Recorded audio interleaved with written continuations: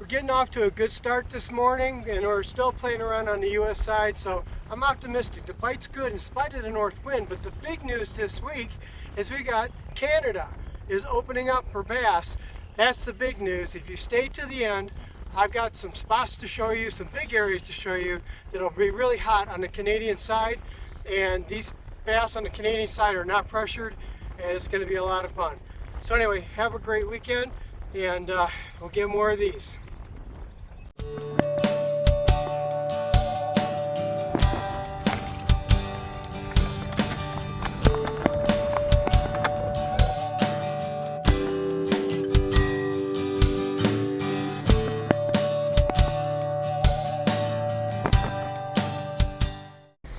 On this day, we had a steady north wind. By staying in the north part of the lake, we would be in mostly protected water, but experience has shown me that a north wind will push the bass out of some of the key spots we want to check today. Our primary focus this week was to explore transition spots that would hold post-spawn smallmouth that were on the move. By selecting this zone, we were able to hit about 20 key spots, and many of them were productive. We started in U.S. water, but most of our time was spent in Walpole territory.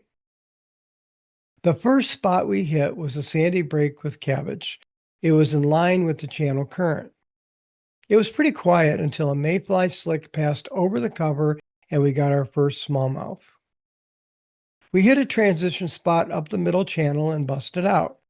Then we came out of that channel and found a school on the flats. Like our first smallmouth today, these smallies were in the residual current. This time it was running over a shallow flat. My best bait here was a Golden Shiner Ghost 3.8-inch swim bait.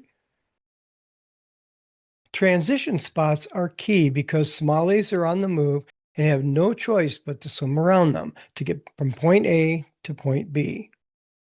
Tips of islands, seawalls in key locations, breakwalls, and fixed markers are just a few types of transitions to fish. The St. Clair River channels and related water are loaded with spots like this to focus on. In the main lake, there are even more transition areas. They take the form of isolated weed beds, isolated rock piles. Even a quick 1-foot drop in the bottom can hold them, especially if it's combined with the slightest bit of weed growth. No matter where we found them, the schools were small. Most of them had about 6 bass each. This obvious transition point didn't serve up any bass, but we did find a boat that had run aground. It looked like they had tried to pass over these rocks, possibly overnight. There was no one on board, and the bilge was being continuously pumped out. Even though these rocks are charted and have hazard buoys parked near them, they are underwater this season and at speed difficult to see. When we passed by later in the afternoon, the boat was gone. We only saw smallies at the Horseshoe, but our day greatly improved once we started up the shipping channel. Ken strikes early with a chatterbait. On our next spot, it took a while to find them, but we had a small school that was very aggressive. We checked a couple of other spots that didn't pan out, but did spend some time on the flat leading up to marker 26. There were random smallies cruising the flat, but they were not aggressive. Then we headed down the Bassett channel toward the lake. Success didn't come right away, but I did eventually hook up with our best smallie of the day at just over 4 pounds. As the light levels came up during the day, I switched to an Erie Ghost 3.8-inch swim bait that had a little bit more color. That's what I got them on.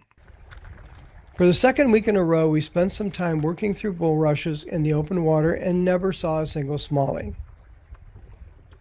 Let's take a look at some of the new water opening up for this weekend. This is one of the best times of year to be on the south shore of Lake St. Clair in Canada. The water quality should be good to excellent, and the bass should have seen no fishing pressure leading up to the opener on Saturday. Here's a quick look at some of the major zones in the lake to check out. The Sturgeon Hole next to Peach Island, Askins Point, Pike Creek, the Bell River Hump, Stony Point. Continuing along the shoreline, you have Mitchell's Bay, the Stakes, the Horseshoe, the Firecracker.